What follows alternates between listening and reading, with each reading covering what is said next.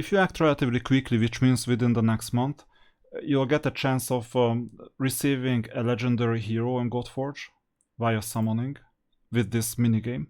You can summon a 10 pool, for example. Here I'm summoning some of these, and you can keep any of them or discard them. I'm just discarding all of them because I already have a legendary.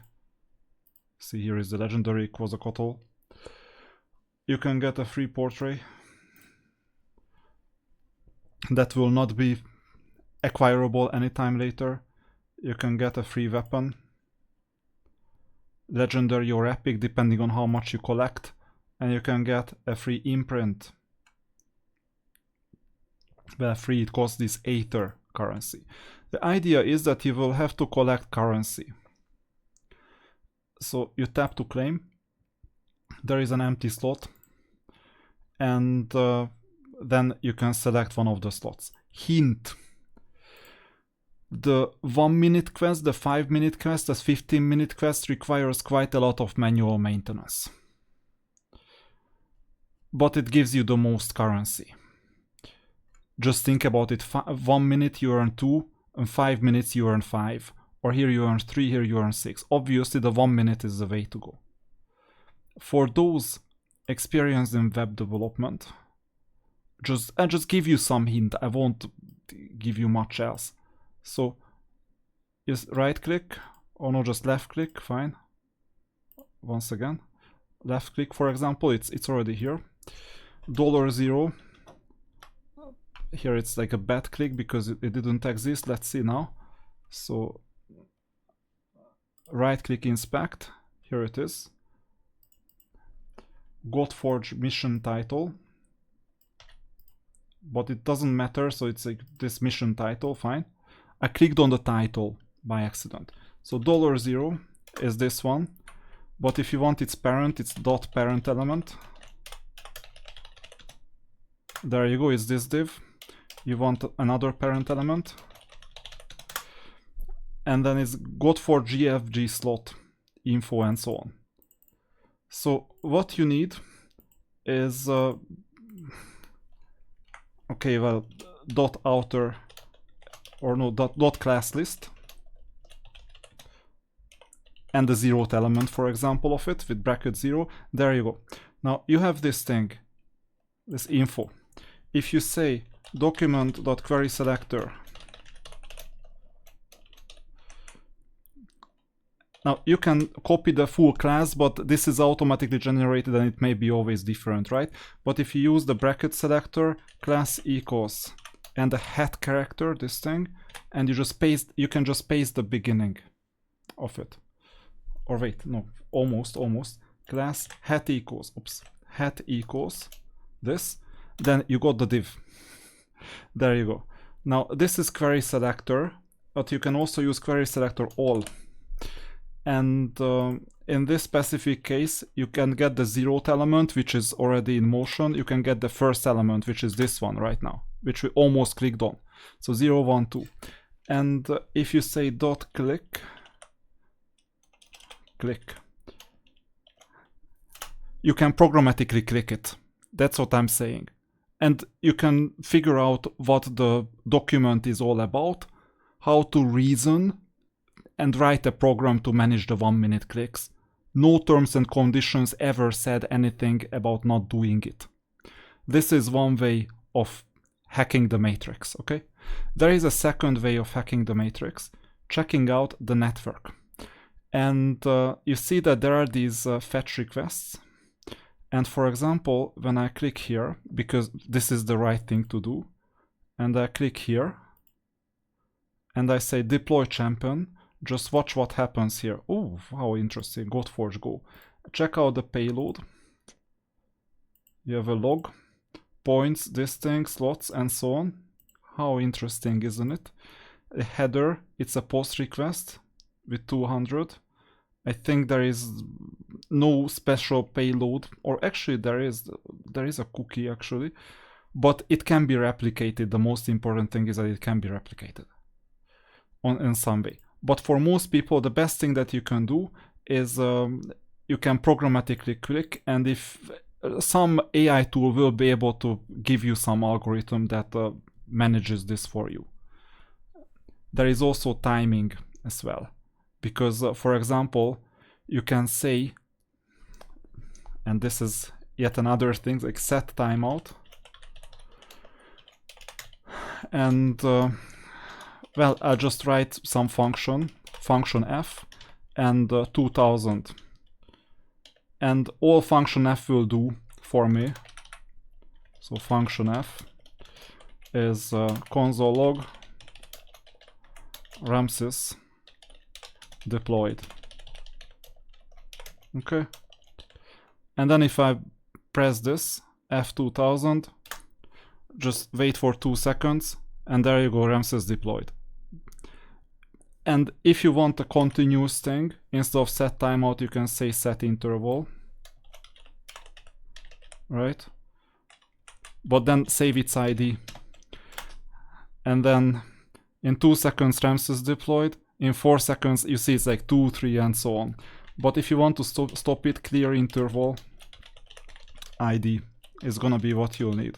Okay, and with this, basically, we can change the challenge, reframe the challenge from being a manual work clicker to some creative programmatic thing that you can execute here. You see, I write anything here, it's executed as JavaScript. Okay, so that's the idea. That's what I'm thinking about, how to get an edge over this if you want to have a healthy life. Because personally, and this is, by the way, my personal reasoning, I'm not buying this other pack, because giving an edge to clicking every minute is not something that I resonate with personally.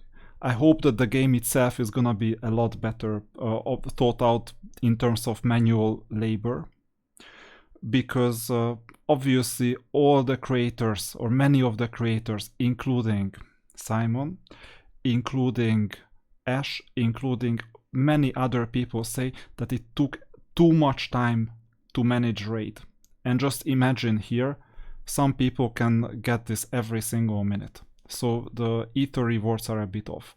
Now, I'm saying this with a bit of a... So you can challenge this opinion, by the way, because this gives some edge towards those who are either willing to sit there every minute or are willing to write a program to get this handled properly. So there is a skill element, there is a ritual/patience element in it.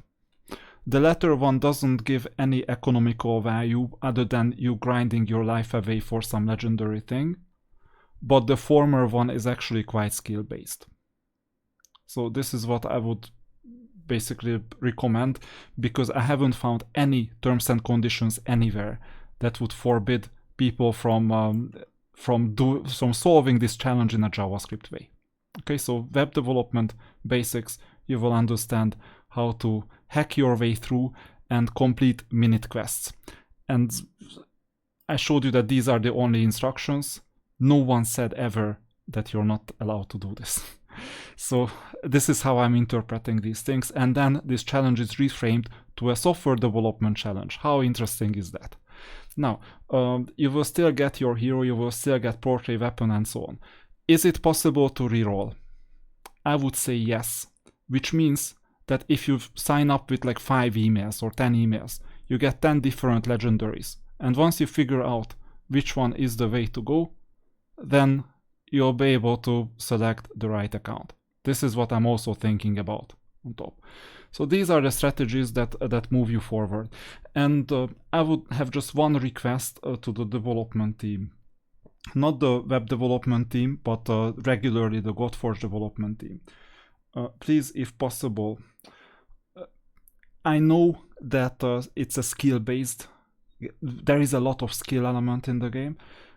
Please learn from what Raid did when they required players to play for up to 3 hours, right, per day. And you have seen quite a few videos from various content creators saying that. We spend 2.5 hours a day, we spend 3 hours a day, and it's too much if we wanted to play competitively. obviously in games like this, including Raid, including Godforge, you simply just compete with your past self. You're not competing with others. I mean, wallets can compete, obviously, and you can get to the top of the arena, top of other places, but you're competing with your past self in terms of account strength. In some game modes you will compete with others, not a problem.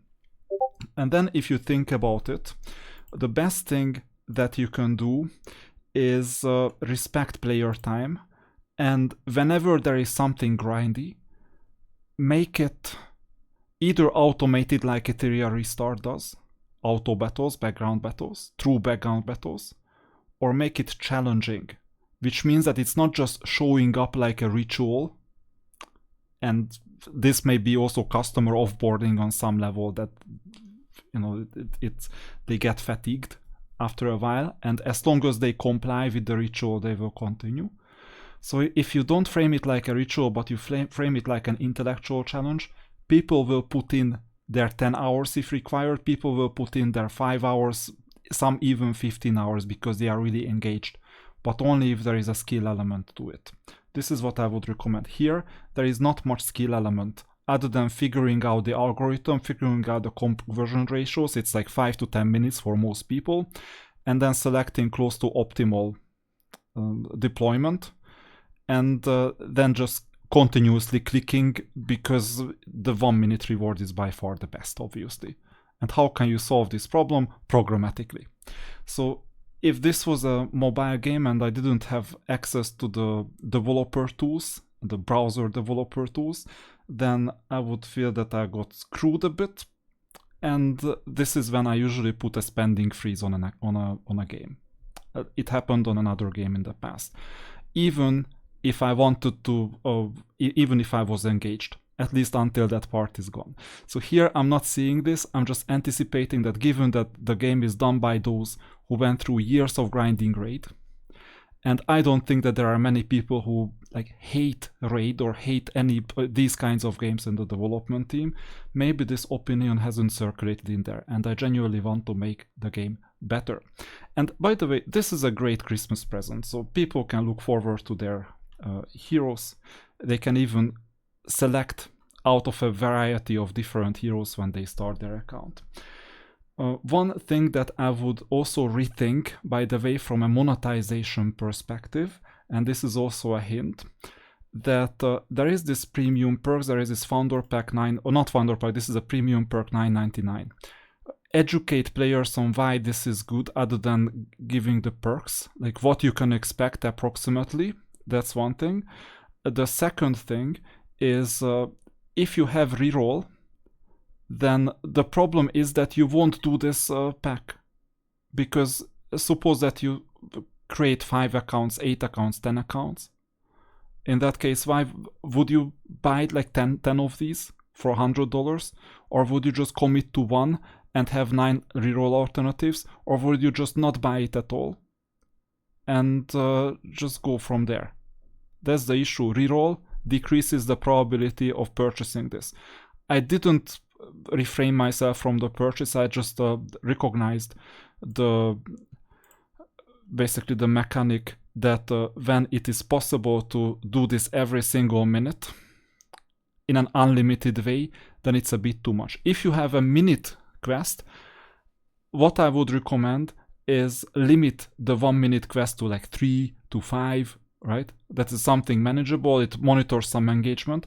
Make it a bit skill based by making this challenge a bit more, so that players can think a bit, not just manually, oh, 50% is better than 25%, and then it will be a better game. And for example, in that case, I might have considered as well of purchasing the premium perk, because I like where the game is going, and especially a thumbs up, a huge thumbs up to the community. The way how the community is being managed, and the way how these conversations can be open, and it's not like, oh, Godforge is so horrible. No, I'm just saying where Godforge should not go, in my opinion, for multiple reasons, and this is where the development teams and the players' interests align. If you want a better game than Raid, monetization is all good.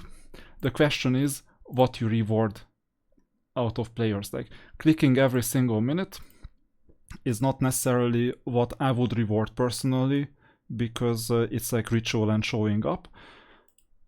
Writing a JavaScript program is actually something that I would personally reward, but I understand that it's not equal opportunity. With my 20 years of experience, I would obviously have an edge over those who have like 0 years of experience, and maybe they started vibe coding and what. But you know, vibe coding, that you can get the job done with that. I'll show you how. Document.body.outer HTML. There you go. Here you get the full source. Actually, is it the full one? No.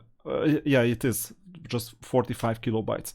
So basically, you can get the full HTML, give it to the AI, tell them you're looking for this specific node, clicking, check out the patterns, and automate the logic.